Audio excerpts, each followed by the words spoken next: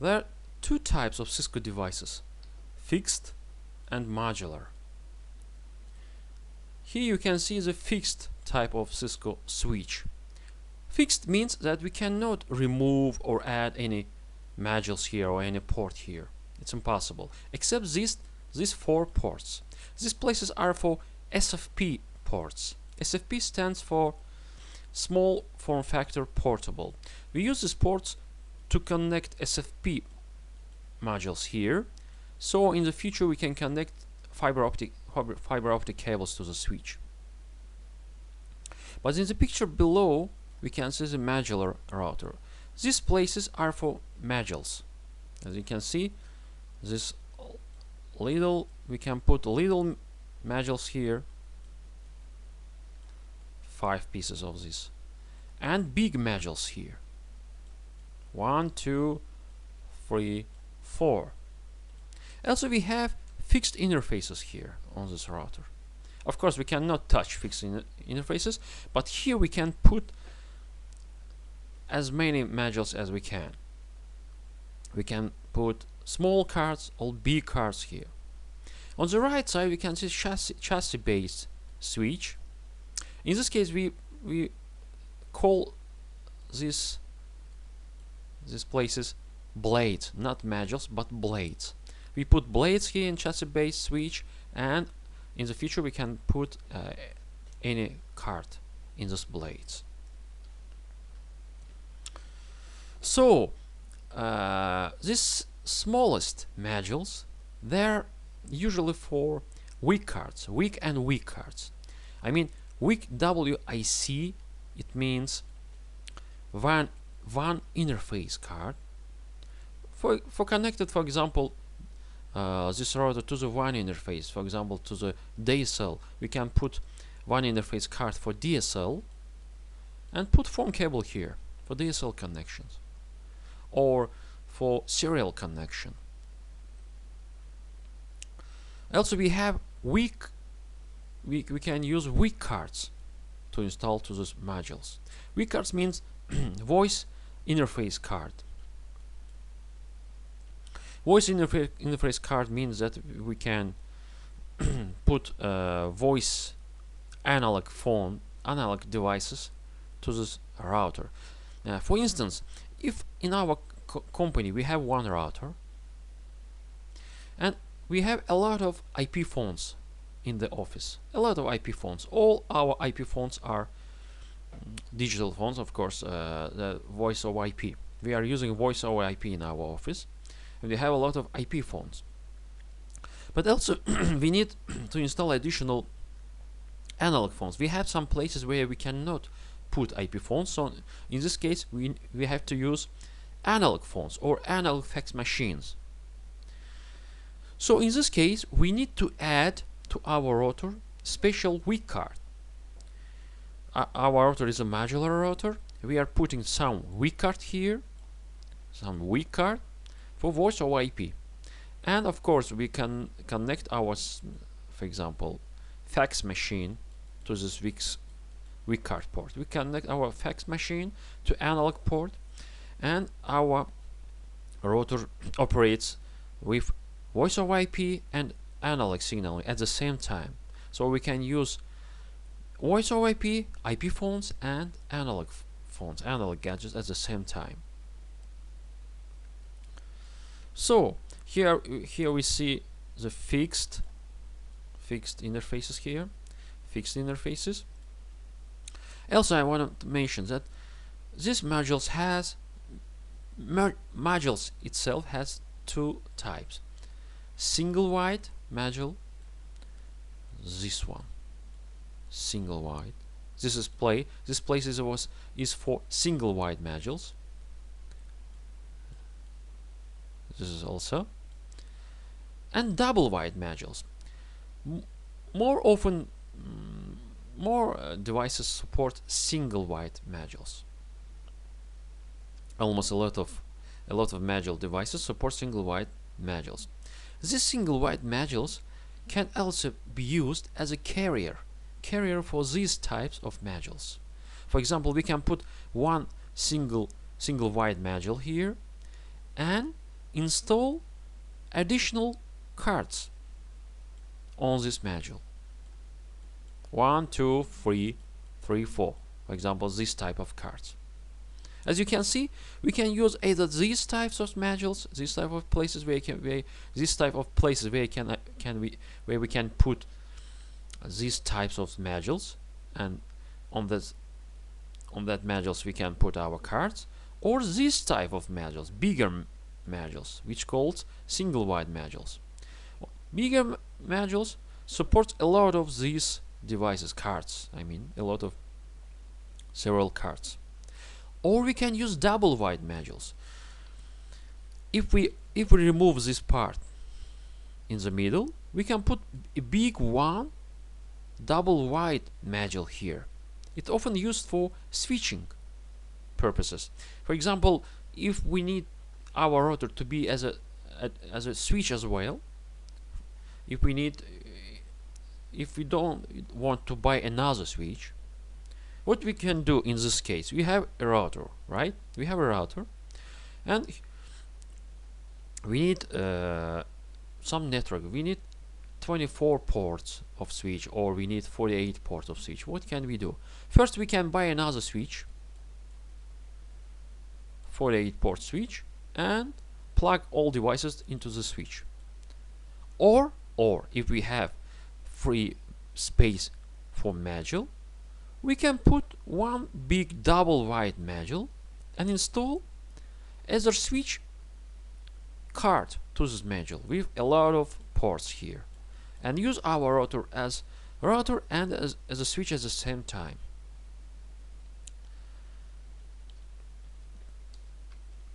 Let's talk about cards. As you can see in this picture, we have a card. We have two cards in this module. This is a module. This device is a module. This is its model name. This is a module. As you can see, this is single wide module, which supports two cards. This is one card. This is second card. These places are empty for now, but this module, this is its motherboard. This module can support 4 different types of cards, which we can install to the module. On the picture below, we can see just module, single wide module with 2 cards installed on it. These cards are WIC cards, WIC cards.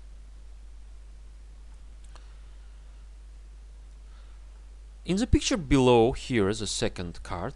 This is the model name HDV2. This is a WIC card, voice interface card. As you know, in order to transfer, in order to convert our voice, our speech to packets, we need processor. Routers itself don't have processor for that. That's why we install additional modules which have special processors, which is called DSP, stands for Digital Signal Processor.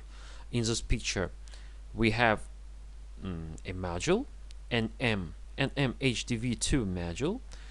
These boards are processors, DSP processors, and these DSP processors convert our speech. We connect here our analog phone, right? We connect analog phone, fax machine, etc., etc. We connect them here. When we speak by phone, these processors, digital signal processors, convert our voice, our speech, to the packets. Okay, on the right picture we see as a switch modules, as I described in the previous picture.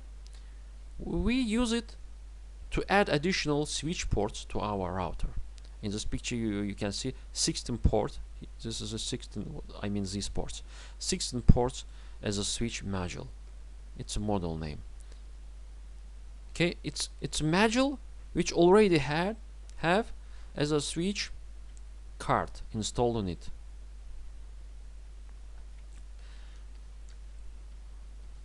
To explain again, this is module, and these are cards inside of modules. This is module itself with processors or motherboard, everything, and this is a card inside of this module. And this is the same. This is the entire device's module, and inside of this module we have a card as a switch card. We can anything we want in this module.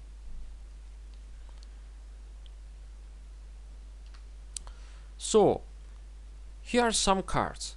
This is all the cards we can see. We don't see here modules. We see all the cards which we put inside the modules.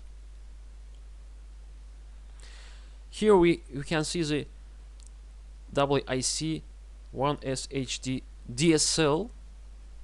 You can see by the name. This is the WIC card, WIC card for DSL connection.